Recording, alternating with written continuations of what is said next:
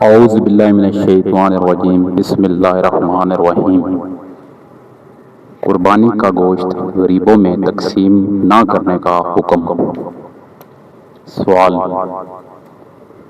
اگر قربانی کرتے ہوئے ہیں اور غریبوں کا حصہ آج کے حالات میں نہیں کر پاتے تو اس پر حدیث کے دائرے میں کیا صورت بنتی ہے؟